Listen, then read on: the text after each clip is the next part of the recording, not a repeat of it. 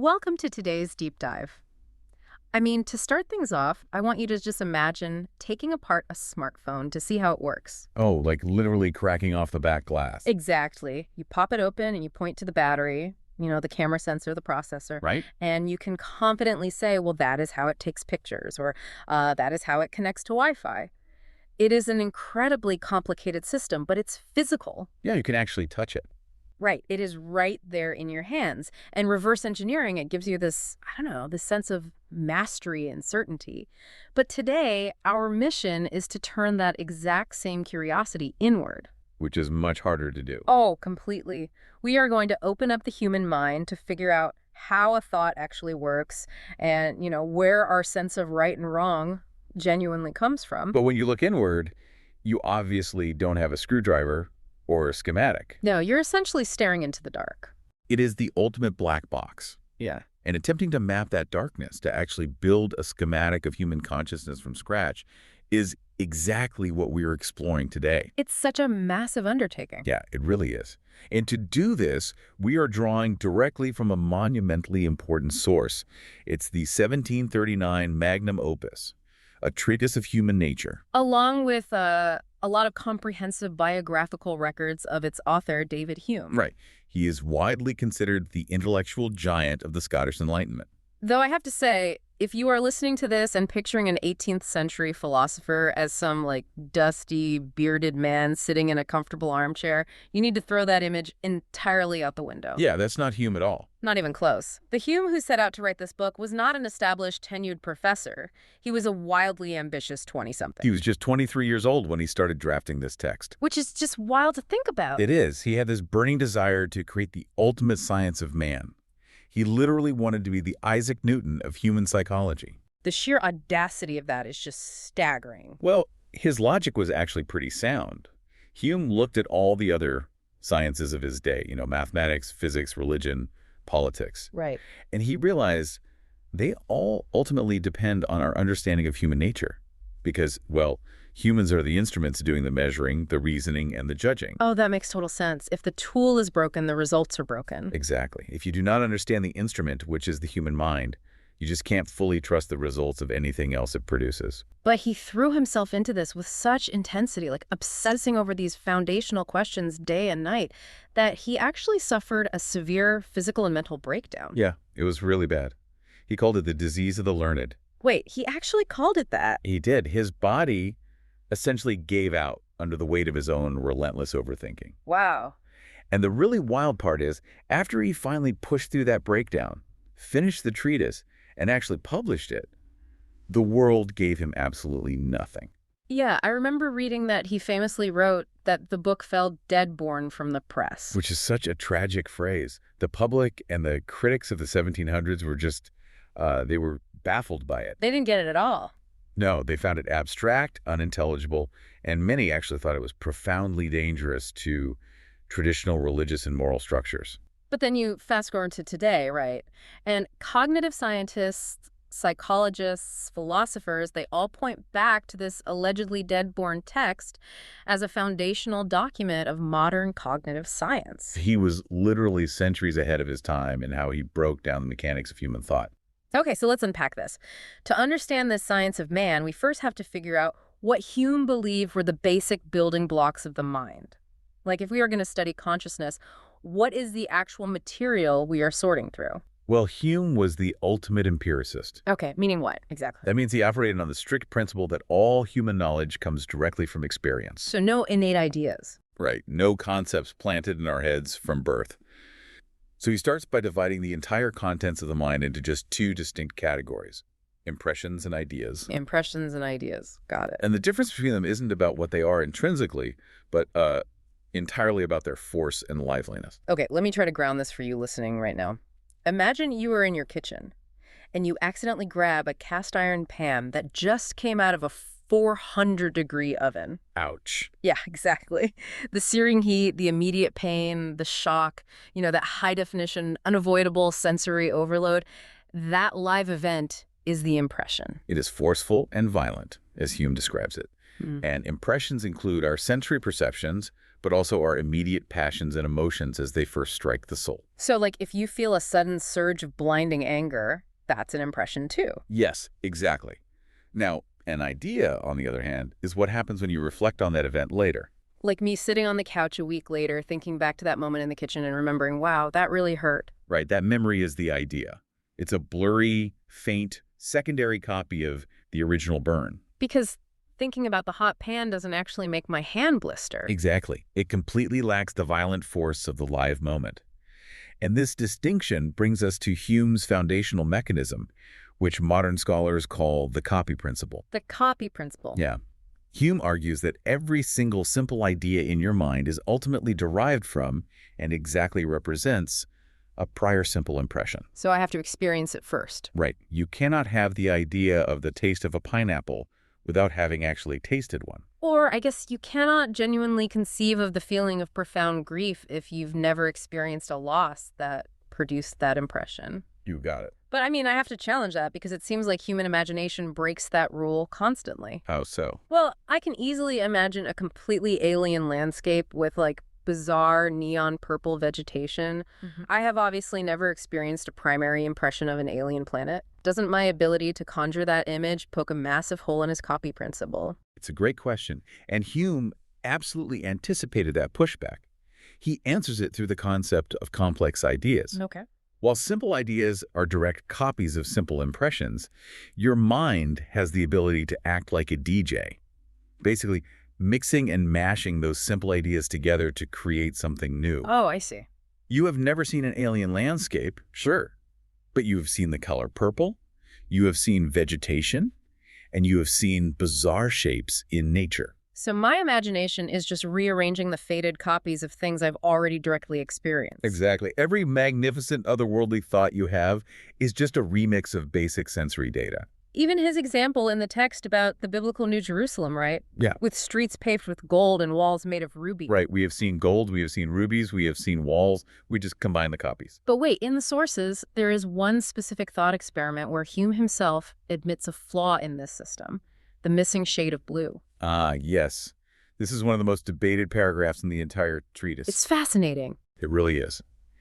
Hume says, imagine a person who has seen every shade of blue imaginable throughout their life, except for one specific, distinct shade. Okay, so they have a tiny gap in their visual experience. Right. And if you place a gradient of all those blues in front of them, from darkest to lightest, leaving a blank space for that one missing shade, Hume admits that the person could likely imagine that missing color to fill the gap. Even without ever having a sensory impression of it. Yes. But if they can imagine a simple idea without experiencing the primary impression, doesn't that entirely destroy his copy principle? Like, the whole empiricist system rests on the idea that experience always comes first. It is a glaring paradox, for sure. But rather than abandoning his entire architectural blueprint of the mind, Hume essentially treats it as a highly particular, singular anomaly. So he just shrugs it off? Kinda. For him, it is an exception that proves the rule. It is so rare and so specific that it doesn't warrant tearing down the general maxim that governs the vast, overwhelming majority of human thought. I guess that makes sense. The copy principle still stands as the fundamental law of cognitive physics for him. Exactly. Well, since our complex ideas are just these separate, faint copies of impressions floating around in our heads, the next logical question is how they connect. Right. How do we make sense of them all? Yeah, because if my mind is just a massive filing cabinet of copied sensory data and remixed memories, it should be total chaos in there. How do these isolated ideas form a coherent, continuous worldview? They form a worldview through what Hume calls the association of ideas. Okay. He realized there had to be an organizing principle. Just as Isaac Newton discovered gravity pulling physical bodies together in the universe, Hume identified a gentle mental force that pulls certain ideas together in the mind. A sort of mental gravity. Exactly. And he breaks this mental gravity down into 3 specific rules of association: resemblance, contiguity, and cause and effect. Okay, resemblance is pretty straightforward, I think. Like, Yeah. if I look at a portrait of a dog, my mind naturally pulls up the idea of my actual dog. They resemble each other. Spot on. And contiguity is about closeness in space and time. So if I think about my childhood bedroom, my mind doesn't just jump to a random desert. It naturally drifts to the hallway outside that bedroom or the kitchen downstairs because they are spatially contiguous. Exactly. And then the third rule, cause and effect, is the strongest bond of all. How does that one work? Well, if you see a fresh wound, your mind immediately associates it with the pain that caused it or the weapon that inflicted it. These three mechanisms are basically the glue of the mind. The glue that holds the chaos together. Yes. They are the only reasons our thoughts flow in a logical narrative stream, rather than just firing haphazardly like static on a television screen. This constant, gentle pull of association forms our mental habits over time. So it's almost like a flip book. Like, if I take a pad of paper with slightly different drawings on each page and flip them fast enough, the association of those images creates the illusion of a cartoon character running across the page. That's a great way to picture it. It feels like one continuous, unified identity. But if I stop and look closely at any given moment, there is no moving character. There are only static, isolated drawings. That is a perfect transition into one of Hume's most radical, earth-shattering conclusions. Oh, really? Yeah, because he applied that exact flipbook logic to the concept of the self. The self, like who we are. Exactly.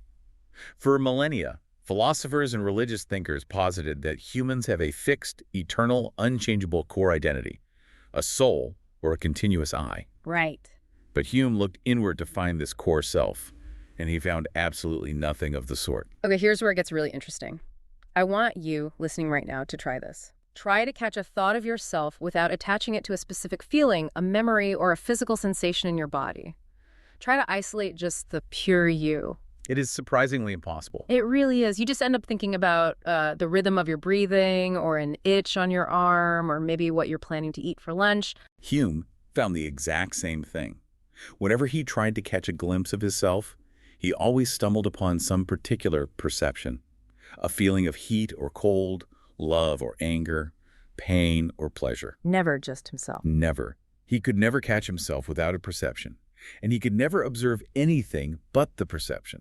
Therefore, he concluded, there is no continuous self. Mind-blowing. We are nothing but a bundle or collection of different perceptions which succeed each other with an inconceivable rapidity and are in a perpetual flux and movement. So our identity is just a mental illusion created by the speed and association of our perceptions, like the flip book. Precisely. But wait, if Hume is right that our internal reality is just a flip book of finite perceptions, that completely shatters our understanding of the physical universe as well. Oh, absolutely it does. Because 18th century mathematics and physics were built on entirely different assumptions. They were heavily influenced by thinkers like René Descartes and Isaac Newton, who dealt in absolutes.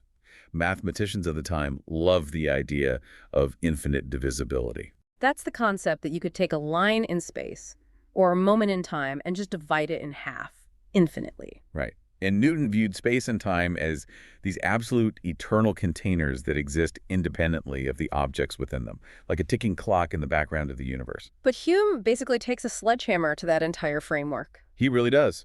He argues that because human knowledge is strictly bound by our impressions and ideas, our capacity to conceive things is inherently finite. You simply cannot have an impression of infinity. Because we can't experience infinity. Exactly. He uses this brilliant ink spot analogy in the text to prove it. Oh, yeah. Put a tiny spot of ink on a piece of paper. Now take a step back, then another step back. Eventually, that spot just vanishes from your sight. Right. And right before it vanishes, in that final moment where you can just barely perceive it, the image in your mind is at its absolute minimum. You cannot mentally divide that spot anymore without it disappearing into nothingness. Exactly. That is an indivisible idea. The physical world, as we can comprehend it, is made up of these finite, indivisible mental units. And he applies that same strict empiricism to time, doesn't he? He does. Time is not an invisible, eternal container. Time is nothing more than the perceivable succession of changeable objects. Like notes in a song. Yes. His example is, if you listen to 5 distinct notes played consecutively on a flute, you get the idea of time. But time isn't a magical sixth note playing in the background. Exactly. It is literally just the order in which the 5 notes were played. Without changing perceptions, time simply does not exist for us. That is just so wild to think about, but it makes me wonder if space and time are fundamentally tied to our finite perceptions, and my internal self is just a passive bundle of perceptions reacting to causes and effects. Do I even have free will? That is the big question. Because if cause and effect is the strongest mental glue, as you mentioned earlier, aren't my choices just the unavoidable effects of previous causes? Am I just a spectator watching my own flip book? This is where Hume dives into the mechanics of determinism. He was actually a compatibilist. Meaning he believed determinism and free will can coexist? Yes, but only if we rigorously define how human action works. He argues that human actions are constantly united with our motives, our tempers, and our circumstances. So we act based on our inner state. Right. Just as physical nature follows strict laws, like water invariably freezing when the temperature drops below a certain point, human nature follows highly predictable patterns based on cause and effect. The sources highlight a really pointed example he uses for this. He says that expecting a wildly chaotic, unstable person to suddenly act with perfect prudence and foresight is just as absurd as expecting a 4-year-old infant to lift a 300-pound weight. It's a great comparison. The physical impossibility of the child is the exact same as the psychological impossibility of the chaotic person. Their internal variables, their motives and temperaments mechanically dictate their actions. Exactly. But if my behavior is as predictable as a chemical reaction based on my internal variables, how can we possibly call that freedom? Well, we have to redefine what freedom actually means in practice. For Hume, freedom does not mean your choices have no prior causes. Because that would just be random. Right. A choice with no prior cause wouldn't be freedom. It would be chaotic chance. Freedom simply means acting according to your own inner determinations without external physical chains holding you back. Okay, so if I want to leave the room and the door isn't locked, I am free to leave. Yes. The fact that your desire to leave the room was caused by your personality, your past experiences, or your biological needs does not negate your freedom. You are still the one acting on the desire. So freedom is the ability to act on my desires, even if those desires were pre-programmed by my environment and my history. That's a perfect summary. But if human reason is this limited deterministic sorting machine, just processing faded copies of past impressions and observing predictable causes and effects, how do we ever decide what is right or wrong? Morality is a whole different beast for Hume. Right, because if everything is just a mechanical chain of events, where does morality come from? This brings us to what is easily Hume's most explosive, foundational quote regarding human behavior.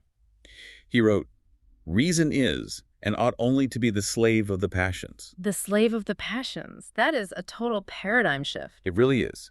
Up until Hume, the dominant philosophical tradition, the rationalists, believed that morality was something you could deduce through cold, hard logic, almost like solving a geometric proof. They thought if you just reasoned flawlessly, you would uncover universal, objective moral truths woven into the fabric of the universe. And Hume completely dismantles that. He says reason is inert.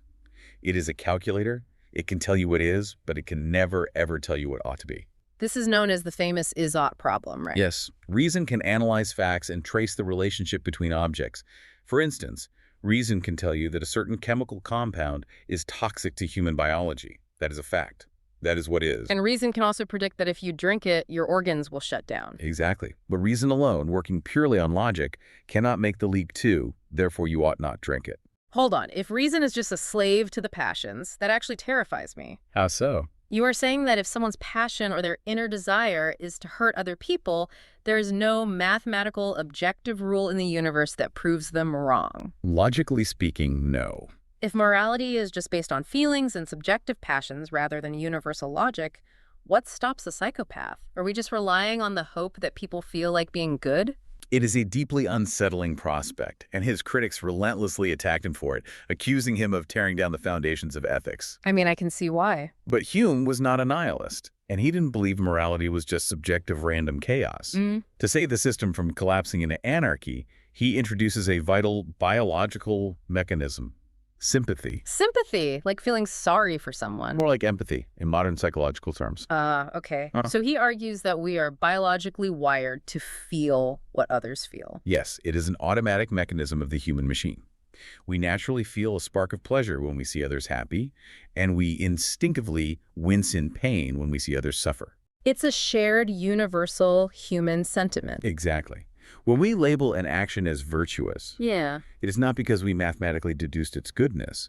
It is because observing that action produces a feeling of agreeable sympathy within our shared human nature. So our collective emotional compass, our shared capacity to feel pleasure and pain, is the ultimate grounding basis for all our moral judgments. You've got it. Reason just helps us figure out how to achieve the outcomes our passions desire. Okay, that makes perfect sense for my immediate circle.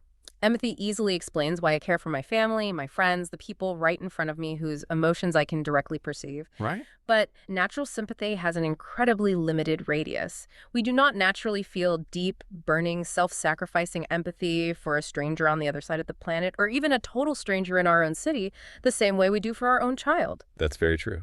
If our natural love runs out so quickly, how did we ever build large, functional, global societies? This is where Hume transitions from psychology into brilliant sociological insight. He recognized that limited radius. He argues that because resources in the world are scarce, and human empathy is naturally confined to our immediate kin, a society built purely on raw instinct would inevitably collapse. Because it would just be a permanent, violent war over those scarce resources. Exactly. Everyone would lose in a pure state of nature. So Hume introduces the concept of justice as an artificial virtue. By artificial, he means it does not exist in nature. There is no biological instinct for property rights or contract law. Precisely. Justice is not the opposite of human selfishness. It is human selfishness playing the ultimate long game. Oh, that's a great way to put it. Early humans realized that constant conflict was destroying their mutual passions for safety and comfort.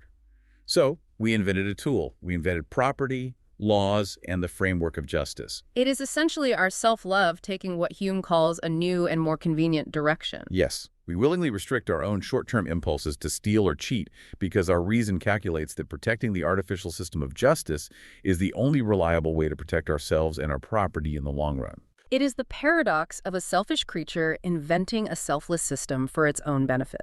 That's exactly what it is. Think about this. The next time you are standing patiently in a massive line at a coffee shop, you are not waiting your turn out of a deep, overwhelming natural love for the 10 strangers standing in front of you. Definitely not. You just want your coffee immediately. Right. But you are actively participating in an artificial invention. The rules of order and fairness. You restrict your short-term impulse to cut to the front because you implicitly know that the social contract is literally the only way anyone gets their coffee without the situation devolving into a fistfight. And the genius of human nature is that because this artificial invention of justice is so overwhelmingly vital for our survival and comfort over generations, our natural sympathy actually attaches itself to the rules themselves. Oh, I see. We start to feel genuine moral outrage when someone cuts that coffee shop line, not just because it delays our coffee, but because their action threatens the very artificial system that keeps society functioning. Our passions adopt the artificial virtue as if it were natural. Exactly. It is just incredible to step back and look at the architecture of what he built. To think this entire framework came from a 23-year-old battling a nervous breakdown in the 1700s. It's hard to believe. Hume started by just trying to catalog the simplest impressions of the mind, the feeling of a hot pan, the memory of a color, and he ended up building a comprehensive mechanical explanation for our entire social reality. And his intellectual journey didn't stop with the treatise. He went on to write a massive 6-volume history of England that became a huge bestseller. Finally bringing him the wealth and literary fame he craved during his lifetime. He achieved his worldly success, but it is that supposedly dead-born treatise that ultimately altered the course of human thought. Yeah, decades after its quiet publication, the great German philosopher Immanuel Kant read Hume's work and famously declared that Hume had awakened him from his dogmatic slumber. Hume forced the entire discipline of philosophy to wake up, to stop relying on unproven, abstract assumptions about the soul and the universe, and to look rigorously at the messy, empirical reality of human nature. His fingerprints are all over modern cognitive science, psychology, and behavioral economics today. But as we wrap up this deep dive into his blueprint of the mind, there is one final provocative thought from the source material that I want to leave you with, something to mull over on your own. It concerns the ultimate implication of Hume's view on reason and the passions, especially as we look to the future. Today, we are absolutely obsessed with solving human problems using cold, hard data, algorithms, and artificial intelligence.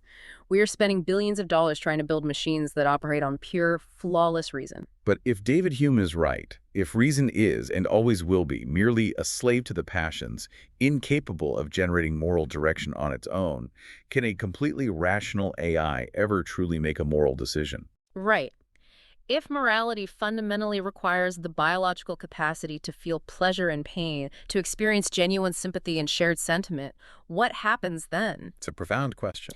Exactly. If we finally succeed in perfectly reverse engineering intelligence and we build that flawless, perfectly rational machine, will we find that true morality always requires the messy, subjective, feeling human heart? Can logic ever replace empathy? Something to think about the next time you read about an algorithmic decision or simply look in the mirror.